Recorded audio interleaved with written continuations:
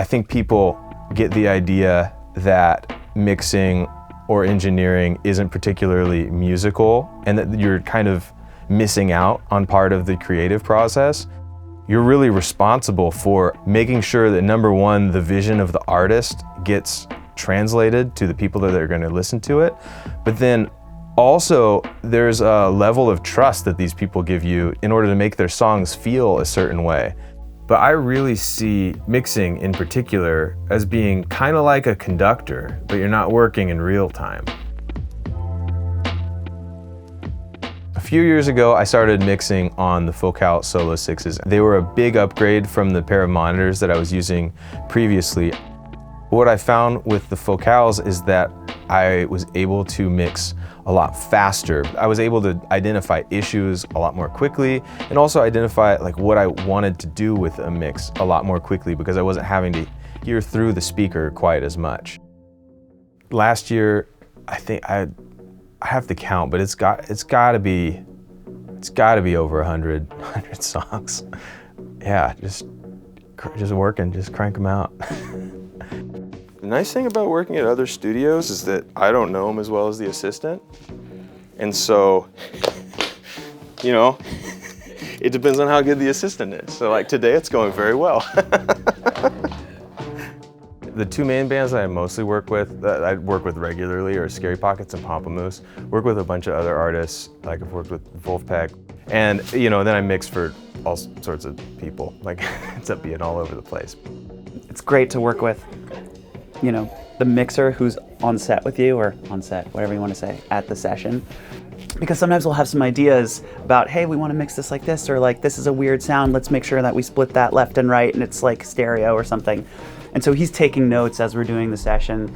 And then also like figuring out the best take, he'll say like, hey, that one had really good energy, like we should definitely choose this one. So it sort of makes the process a little bit faster in post-production because he was there and he has so much context into the sessions.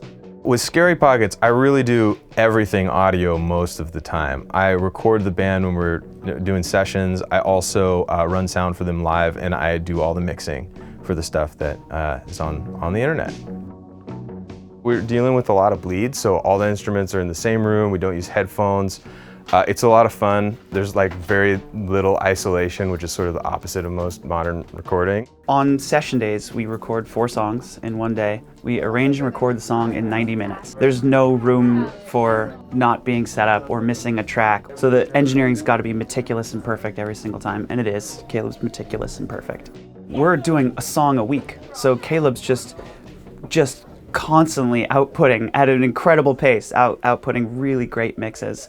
And that's just for Pockets. He also does Pomplamoose mixes too. So I started working on Pomplamoose probably 2 years ago, approximately. Jack is an awesome guy to work for, and he's just very creative and has a ton of ideas. About halfway through, we kind of decided to take it up a notch and start adding some more production to every song.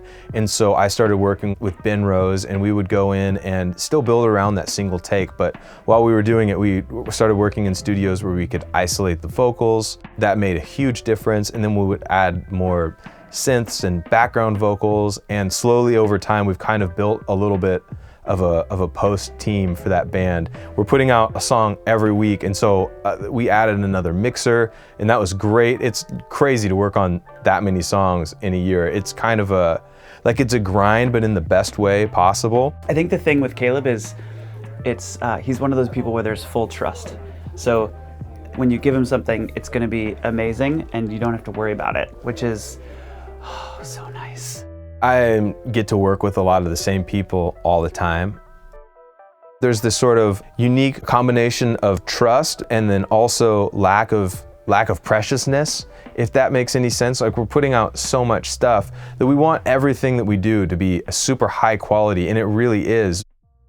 I think one of the things that's crippling to artists that maybe want to do something regularly or have some sort of regular output is there's a time to be precious with things and there's a time not to. And so if you're gonna be doing something like this, you can't bank your whole identity as an artist on this single thing that you're putting out. And it's kind of awesome because if it stinks, like, it'll be lost to the world in 3 weeks. Like, we won't ever probably talk about it again because you've put out 50 songs in the last year if you're doing it on a weekly basis. A lot of artists get really nitpicky about individual parts and like the really small things.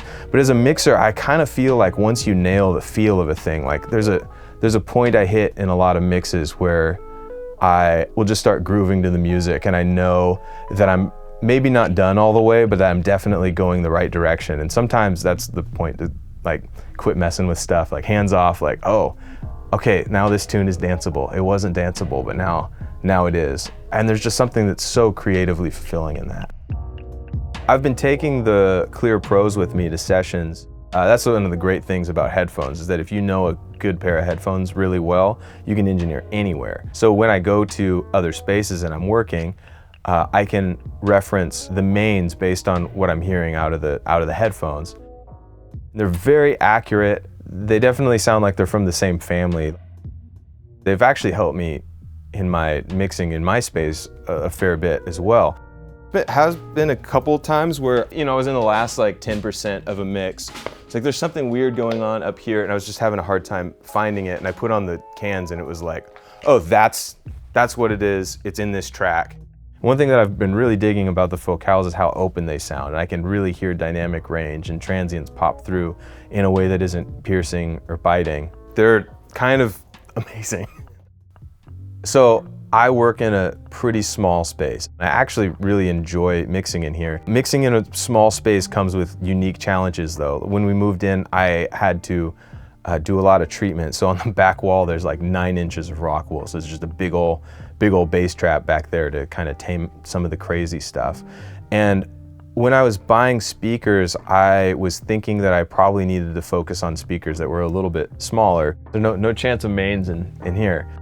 The Solo6s were in a lineup of speakers that I tested out. And for me, and the price point that I was looking at that point, they just really stood out as being quality speakers that I was gonna wanna listen to for long periods of time, and were accurate enough that I could do good mixes on. I feel like the Focals are pretty well matched to how I tend to listen to music, and they present the kind of things that are important to me. I really love how smooth the top end is. They also have a lot of low end for being such a small, they're a 6-inch speaker. They do quite a lot. They've just got a really great frequency response. Once you learn those speakers, you can mix anything on them.